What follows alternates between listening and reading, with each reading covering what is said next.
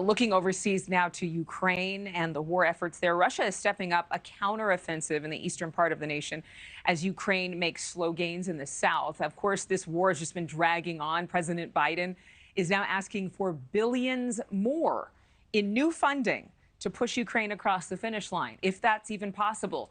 He faces growing frustration, impatience, and resistance from some on Capitol Hill. Tom Dempsey has the latest on the war effort and the debate over whether America should remain involved in the way that they have. Tom?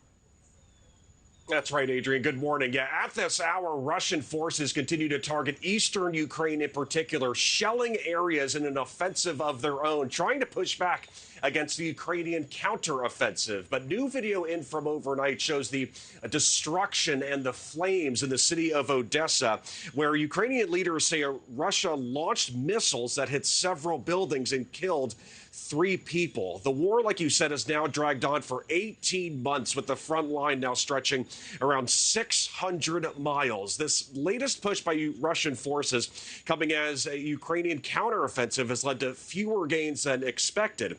And back here in D.C., President Joe Biden has asked Congress for over $20 billion in aid for Ukraine, most of which will go towards new military equipment. Debate, though, has really grown about the rising price tag of this war. Not only has former President Donald Trump expressed skepticism with the conflict, but 70 Republicans actually voted to cut off all funding for Ukraine just last month during debate over the annual defense bill. Speaking to reporters, the Pentagon press secretary echoed words from President Biden about the importance of the assistance.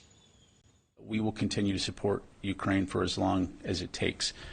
In terms of the kinds of capabilities that they will need going forward, that will be a continuing discussion that we have with the Ukrainians and with our allies and partners.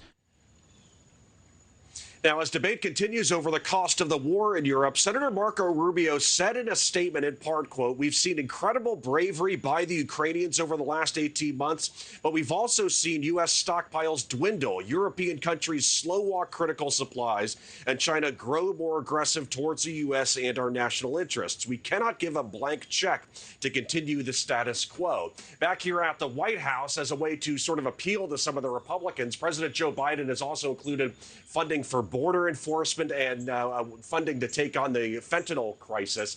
The lawmakers will debate that when they officially come back from their summer recess. Adrienne. Tom, thank you very much. Thank you for watching. Go to newsnationnow.com to find NewsNation on your television provider. And don't forget to click the red subscribe button below to get more of NewsNation's fact-driven, unbiased coverage.